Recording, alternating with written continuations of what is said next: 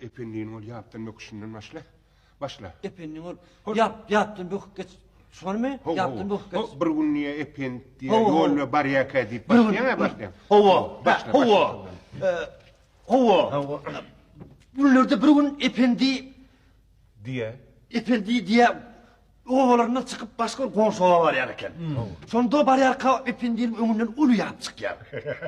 O yaptın geçirge yer yokken ul yavrum. Ne köprü var ne payapı var.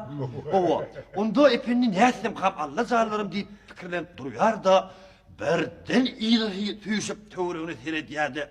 Ya Allah şundan bir bök geçip bilmez mi kap? Şundan bök geçerle deyip bağdar bök yer olin. Pars edip ulu yavrum ortalarına kaçıyor.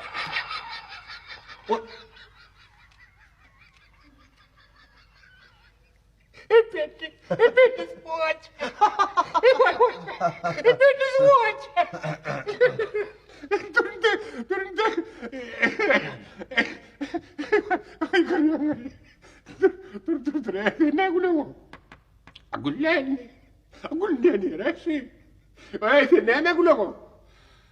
Güldüğüne güleyen diyen gülmediğine güleyen. Sen toynatma diyen. Seni gitti atını ol, öyünde oynat atını, öyün ortarasını oynat sen. Köp bilmişlik etme sen. Sen.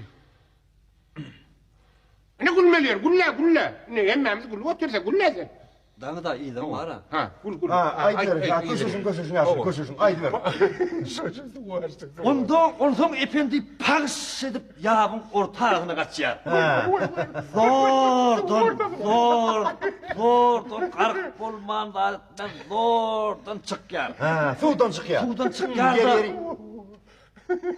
Tövrüğünü seyrediyor. Sudan çıkıyor da.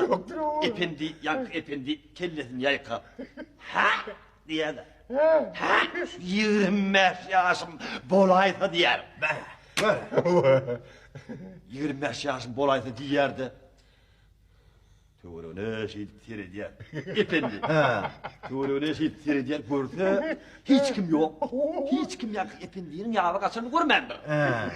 Ondan efendi sonunda ödediğini diyer. Yeri. Moğol efendi.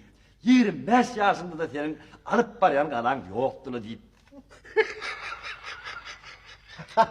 Ödediğini koşuşturuyor.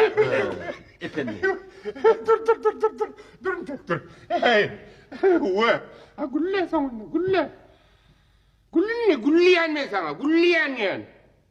Hey sen yan inne diyene, özün öldürüptün ha. İnne sen inne gül şükülde bizim goğuryan gülkülü vakamız gül şükülle mi? Ha? Sen ne gülme.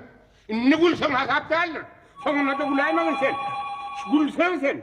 Gülme diyene. İnne sonuna da gülme ne sen? Gülme. Özüne de goğur, bize de goğur. Gülmersin sen inne. Ya size de bir başlam. Nedir? Ha? Olur. Aha, dinleyen. Ver aydı ver.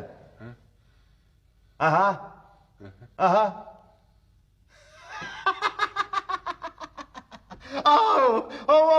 Ayarlar şey etmene. Ha? O dağıtın en işi var o. Öz gülküleri özlerine git gel.